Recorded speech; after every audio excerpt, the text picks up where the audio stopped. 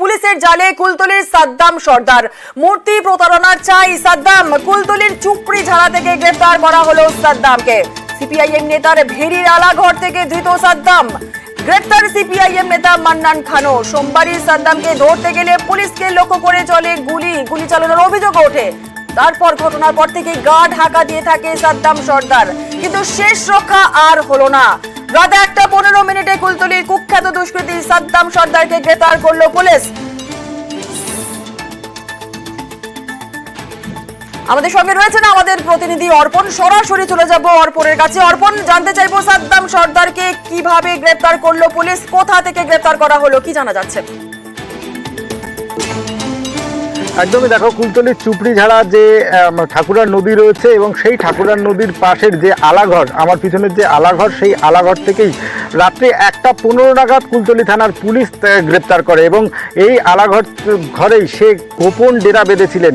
এবং চারিদিকে যে পরিবেশ, সেখানে একদিকে ঠাকুরার নদী, সুন্দরবনের গভীর জঙ্গল, ম্যানগ্রোভের জঙ্গল রয়েছে এবং অন্যদিকে এই যে ফিশারি, সেই ফিশারির বিস্তীর্ণ এলাকা, ফাঁকা এলাকা, এবং এই এলাকার মানুষের যাতায়াতটা অনেকটাই কম। সেই কারণেই সে এখানে গোপন ডেরা বেঁধেছিল। পুলিশ যেটা মনে করছে, সোমবার সকালবেলা সে যখন প্রথম বাড়ির থেকে পালিয়ে যায়, তারপরেই সে এখানে আসে এবং যেটা পুলিশ মনে করছে যে এই ঘরে থাকার জন্য বাম নেতা মান্নান খান তিনিও এই ব্যবস্থা করে দেন এবং সেখানে খাবারের জল থেকে শুরু করে সমস্ত তার যে প্রয়োজনীয় জিনিস সেগুলোই এই ঘরেই রাখা ছিল। এবং গতকাল রাত্রি 1:15 নাগাদ এখানে পুলিশের 10টি টিম বিভিন্ন ভাগে ভাগ হয়ে একটা নদীর সাইড, অন্য দিকটা এই আলাঘরের চারদিকে ঘিরে ধরে এবং তারপরেই এই ঘরে এসে সাদ্দামকে গ্রেপ্তার করে।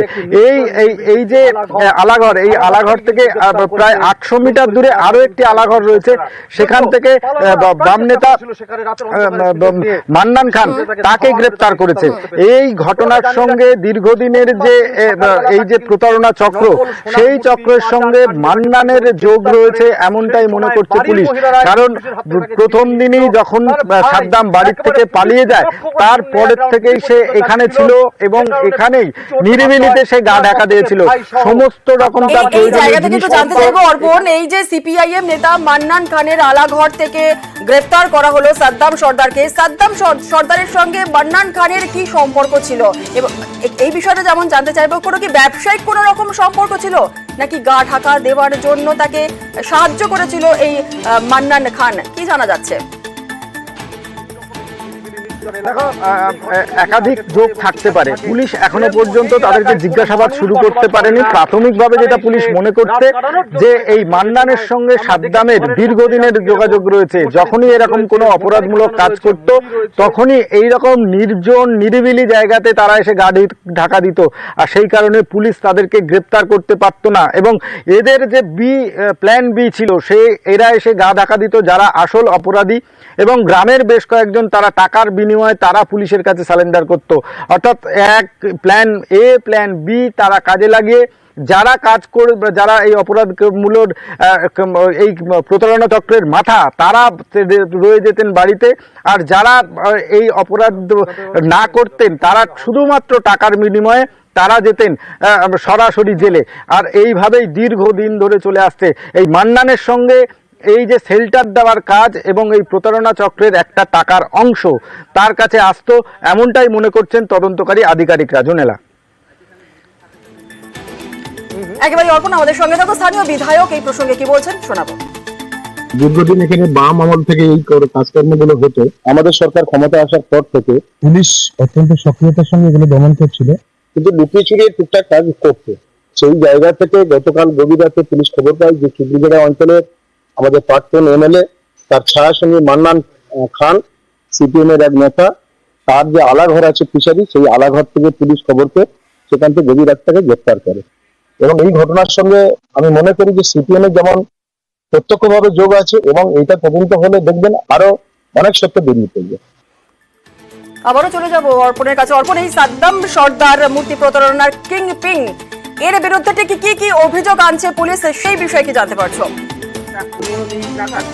এখান থেকে দেখো, এখনো পর্যন্ত পুলিশ সূত্রে যেটা জানানো হয়েছে, এক প্রতারণা চক্র, দ্বিতীয় 2019 সালের খুনের মামলা রয়েছে, সেই খুনের মামলা এবং তার সঙ্গে কুলতলি সহ যে আশেপাশের যে থানাগুলিতে একাধিক প্রতারণার মামলা ছিল, সেই প্রতারণার মামলা, পাশাপাশি সরকারি কাজে বাধা, পুলিশকে লক্ষ্য করে গুলি চালানো, এই আগ্নেয়াস্ত্র দিয়ে গুলি চালানো, আর্মস অ্যাক্ট, এগুলো সবই এই মামলা যোগ করা হবে এবং এই মামলা যোগ করে আজকে বারুইপুর মহকুমা আদালতে তাদেরকে পেশ করা হবে এবং নিজেদের হেফাজতে নিয়ে এই যে বাম নেতার সঙ্গে সাদ্দামের সম্পর্ক, সাইরুল যে এখনো পর্যন্ত অধরা রয়েছে, যে পুলিশকে লক্ষ্য করে গুলি চালিয়েছিল, পুলিশের খাতায় তার বিরুদ্ধে যে মামলা করা হয়েছিল সেই মামলা রুজু করা হবে এবং এই সাইরুলের সঙ্গে আরো বোটো এবং ছাত্তার, এই যে নামগুলো